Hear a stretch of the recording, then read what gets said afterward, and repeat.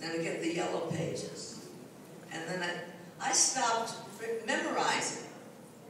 It's really simple. Thank you, Captain. Yes, Captain, I can reach Starfleet Command, Captain. And then every once in a while, so I was going, I started looking at all of most of the cuts were communications officers' cuts. And I thought, I think I'll go back to Broadway. But the show was out. And I decided that what I was going to do is not complain about those cuts because it obviously wasn't going to make any difference. So I was going to make this character so strong, so competent, so irreplaceable. We're going to replace her without, you know, on a 5-year mission. But I wasn't even that clever. Just so part of it that people would relate to me. That no nonsense, as long as I was on duty, which meant on that bridge or in the conference room. But then Gene created the rec room. And Gene knew that I was a singer. He and Majel had come to see me at Ye Little Club in Beverly Hills, which was a Ye Little Club in Beverly Hills. And I had sung there often and got great reviews, and I loved the place. A very small place where you stand and just become yourself and do all kinds of things. And I sang in different languages, and I developed a following. And so when Star Trek came on, Gene, suddenly there was something called in the rec room, and suddenly there were all kinds of things that Uhura did, another side of Uhura. And the first thing he wrote for me was, "The skies are green and blue, where my heart is, where my heart is, where the gentle tongue growing, somewhere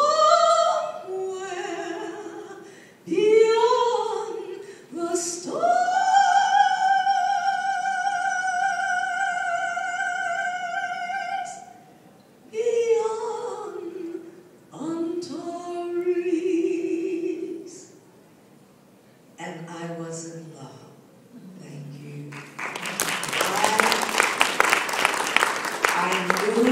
What Gene was talking about when he said to my agent, they're going to try to take her heart away from her, tell her to trust me. And during this time, and I did, and I stayed, at the end of the first year, I was going to leave. You thought I forgot your question. I was going to leave. And I went in and gave Gene my resignation and told him, you know, thank you so much. And he said, you can't leave. Don't you really realize what I'm trying to achieve here? We're changing the face of television. And I said, I appreciate that, Gene, but I'm getting calls and in what I really want to do in musical theater, and I'm getting offers. And so he said, take the weekend off before you make up your mind. I had handed in my resignation. And he took it and put it in the drawer and said, think about it over the weekend. Come back when you you still feel the same way, you can go with my blessings. And I said, thanks, Jean. Left, and the next night, or that Saturday night, and I always preface this by saying, as fate would have it, I was committed to go to an NAACP, I think it was NAACP, fundraiser. It was some big fundraiser in Beverly Hills.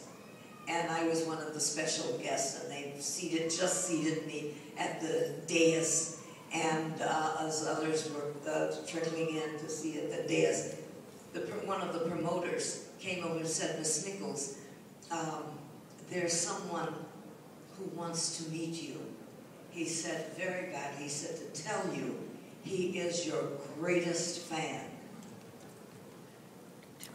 Well, I thought that was kind of so neat. I'd been to other places where fans came up and said, wow, do I love that show, blah, blah, blah, blah, you know. And so I thought it was someone had seen me on the TV, and I said, most certainly. Most certainly. And I stood up and turned around, and I remember seeing this face across the room, about 10 feet from me, or 20 feet, coming toward me, with this beautiful smile, almost a mischievous smile, coming to it. And I said, well, that Star Trek fan is going to have to wait, because Dr. Martin Luther King is walking toward me with a beautiful smile on his face. And I just stood there, and he came up and he said, Miss Nichols, I am that fan. I am your greatest fan. And I said, I who am never lost for words, as you may have noticed, I couldn't believe it. And I looked, this is the man he was talking about.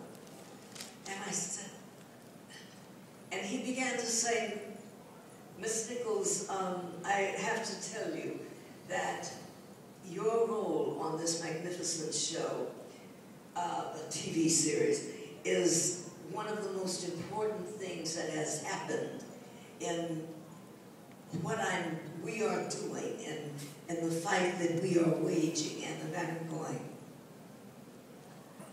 And he said, the manner in which you have created that character, the grace and intelligence